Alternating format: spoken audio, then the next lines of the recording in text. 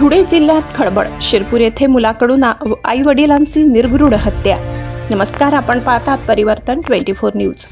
धुळे जिल्ह्यातील शिरपूर शहरात गुरुवारी दुपारी घडलेल्या दुहेरी हत्याकांडाने संपूर्ण परिसर हादरून गेलाय. पत्नीसमोर अपमान केल्याच्या रागातून मुलानेच आपल्या जन्मदात्या आई वडिलांची हत्या केल्याची धक्कादायक माहिती समोर आली आहे.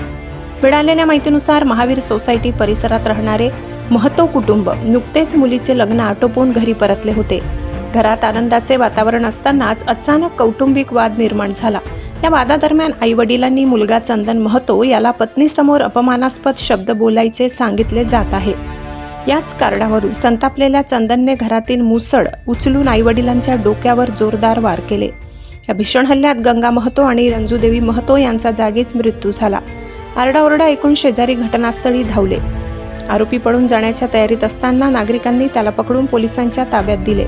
प्राथमिक चौकशीत आरोपीने सुरुवातीला आई-वडील पायरीवरून पडले असा बनाव करण्याचा प्रयत्न केल्याची माहिती समोर आली.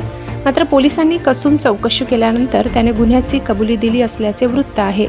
या घटनेनंतर शिरपूर शहरात भीती आणि संतापाचे वातावरण निर्माण झाले आहे. काही तासापूर्वी घरात लग्नाचा आनंद होता आणि अचानक त्याच घरात रक्तरंजित घटना घडल्याने नागरिक हळहळ व्यक्त करत आहेत. पोलिसांनी आरोपी विरोधात खुनाचा गुन्हा दाखल करून पुढील तपास सुरू केला.